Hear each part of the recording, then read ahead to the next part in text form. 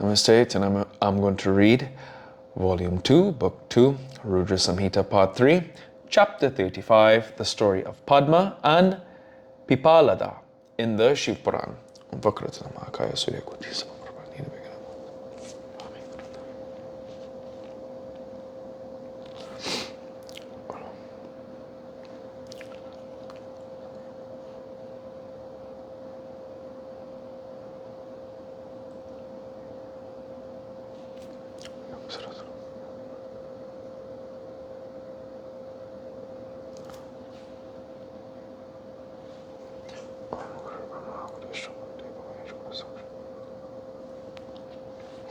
Hariom Tatsat. Narada said, "O dear, what did the excellent mountain do after hearing the anecdote of Anaranya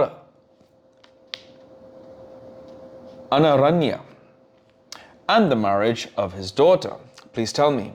Brahma said, "On hearing the story of Anaranya, including the anecdote of the offer of his daughter, the Lord of Mountains again asked Vashishta with palms joined in reverence. The Lord of Mountains said, 'O leading sage Vashishta, O son of Brahma, O merciful one, you have narrated the wonderful story of Anaranya. What did Padma, the daughter of Anaranya, do after marrying sage Pipalada? Please mention her story fully." Vashishta said, "The very old and vulnerable sage Pipalada returned to his hermitage along with his wife Padma and passed time in pleasure. He was not too much sensuous. He continued to perform his penance and holy rites in the forest and on the mountain. The daughter of Anaranya served the sage devoutly, physically, mentally, and verbally, like Lakshmi serving Vishnu. Once Dharma, virtue, assumed the guise of a king by his magical power and happened to see on the way that lady of gentle smiles going to the celestial river for her holy dip. The Lord Dharma was seated in a beautiful chariot studded with gems. He was bedecked in many kinds of ornaments. He was in the prime of fresh youth, glorious and lustrous, like the Cupid. On seeing Padma, he spoke thus in order to know the innermost feelings of the sage's wife. Dharma said, "O beautiful woman, you are Lakshmi herself. You are charming. You are worthy of a king.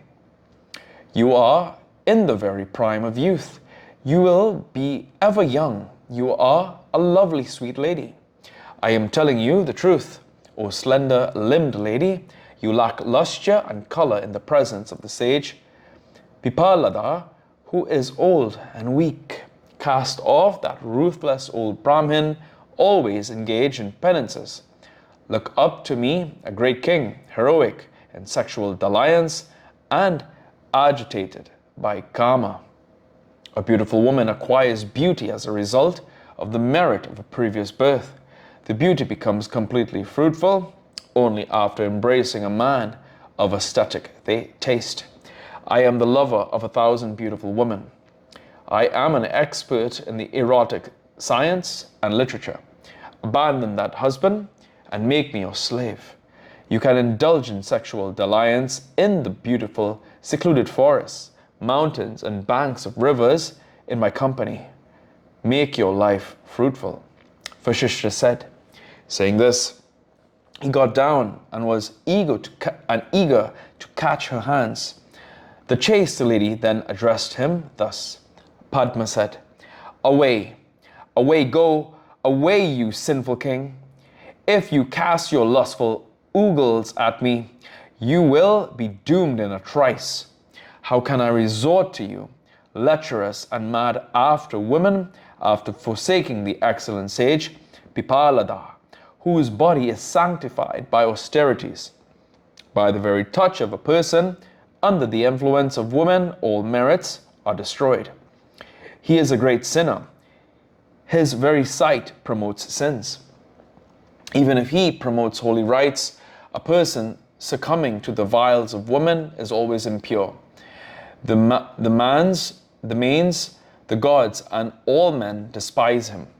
Of what avail is knowledge, penance, repetition of sacred mantras, sacrifice, adoration, learning, and charitable gifts to him who is henpecked? Since you spoke to me, viewing me with the feelings that I am your wife, although I ought to have been viewed as your mother, you will have a gradual decline as a result of my curse. Vashishra said, on hearing the curse of the chaste woman, O Lord of mountains, Dharma cast off the guise of a king and assumed his real form. Trembling, he spoke thus. Dharma said, O mother, know me as Dharma, elderly and vulnerable to men of wisdom and preceptors. O chaste lady, I always consider others' wives as mothers. It was to know your innermost feelings that I approached you. I knew your mind still. I was urged by fate. Only proper suppression, not the contrary, is carried out by you. Chastisement of those who go astray from the right path is carried out by Shiva himself. Obeisance to Shiva, who distributes happiness, misery, boons, prosperity, or adversity on all. Obeisance to Shiva, who can make people enemies or friends, create affection or quarrels, to generate or destroy things. Obeisance to Shiva, who has made milk white, who has bestowed chillness on water and heat on fire. Obeisance to Shiva, by whom the primordial nature, the principles, Mahat, etc., Brahma, Vishnu, Shiva, and others are created. Brahma said, after saying thus, Dharma, the most venerable God in the universe, stood in front of her, stunned but delighted at her chastity. But he did not say anything. Princess Padma, the chaste beloved of Pipalada, O mountain, was surprised on realizing that it was Dharma and said, Padma said, O Dharma, you are the ever-present witness of all activities. O Lord, why did you deign to deceive me to know my mind? O Dharma, what has been done already does not amount to any guilt on my part. You have been cursed in vain by me, but it was due to my ignorance and innate nature of women. I am now thinking as to what shall be done about it. May that idea strike me whereby I may get peace. The sky, these quarters, and the winds may get destroyed, but the curse of a chaste lady will never be destroyed. In the Satya Yoga, you shine with all the legs, O King of gods, on all occasions, day or night, like the moon on a full moon night.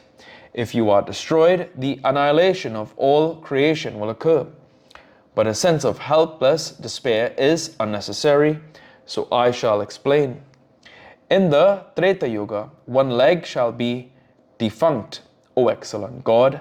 Another leg too shall be defunct in Dwapara, and a third one in the Kali age, O Lord. In the latter half of Kali age, all the legs will be chopped off. Again, in the Satya Yoga, you will attain perfection. In the Satya Yoga, you will be all-pervasive, and in the other yogas, partially so. Thus, in accordance with the yogas, you will be maintaining your position. Let those words of mine be true and pleasing to you. I am now going to serve my husband. O Lord, you return to your abode. Brahma said. On hearing her words, Dharma became delighted. Then Dharma, the son of Brahma, spoke to the chaste lady who had been speaking to him. Dharma said, O chaste lady, you are blessed. You are devotedly attached to your husband. Hail to you. Take this boon. Your husband is the cause of your great protection. Let him be a young man with sexual vigor and righteousness. He shall be comely in appearance, good in conduct, eloquent in speech, and perpetually stable in youth. Let him enjoy more longevity than Markandeya. Let him be richer than Kubera. Let him enjoy more prosperity and power than Indra. Let him be a devotee of Shiva on a par with Vishnu. Let him be a greater Siddha than Kapila. Let him weigh with Brihaspati in intelligence and with Brahma in equanimity. You will be blessed with all the fortunes of your master as long as you live. Also, you will be perpetually young. Undoubtedly, you will become the mother of 10 sons who will be greater than your husband. They will have all good qualities and live long. O chaste lady, let your abode be endowed with all riches, brightly illuminated always, and superior to even the abode of Kubera. Vashishta said, O excellent mountain. After saying thus, Dharma stood quiet there. She circumambulated him, bowed to him, and returned to her house. Bestowing blessings upon her, Dharma returned to his abode. He praised Padma lovingly in every assembly he visited. She sported about in secret with her husband, who became a young man. She gave birth to sons who surpassed her husband in their good qualities. All kinds of riches were granted to the couple, increasing their happiness. They were conducive to the prosperity here and hereafter. O Lord of Mountains, this ancient story of the couple has been narrated to you. You have heard the story with pleasure and respect. Knowing the real situation, give your daughter Parvati to Shiva. Cast off sins, O Lord of Mountains, in the company of your wife Meena. After a week, there is a very auspicious hour, very rare to meet with. The presiding planet of the Lagna is in the Lagna.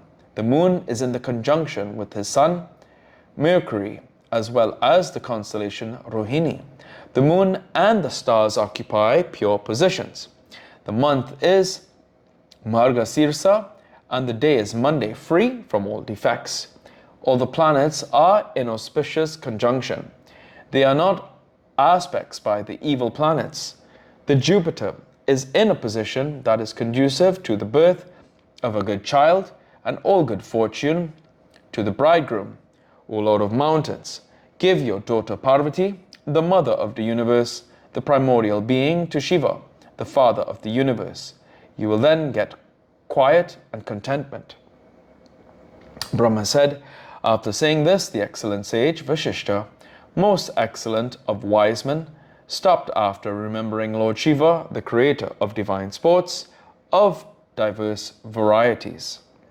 Footnotes.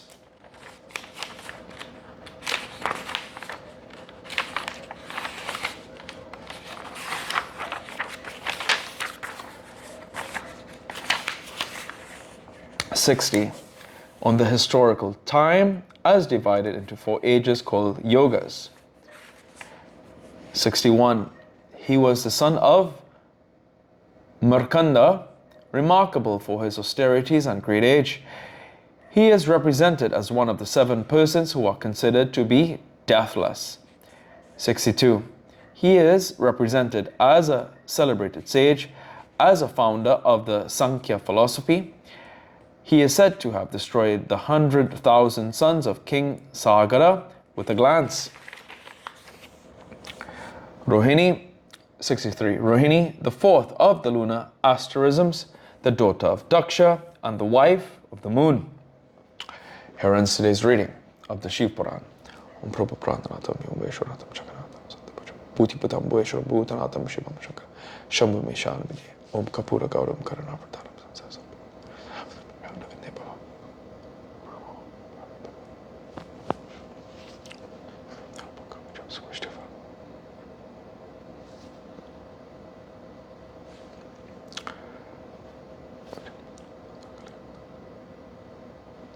Om Tua Mata Chapitatum Tua Bandusha Chasakatu Tua Sarvam Amadeva Om Shanti Shanti Shanti Hari Om Tat Sat.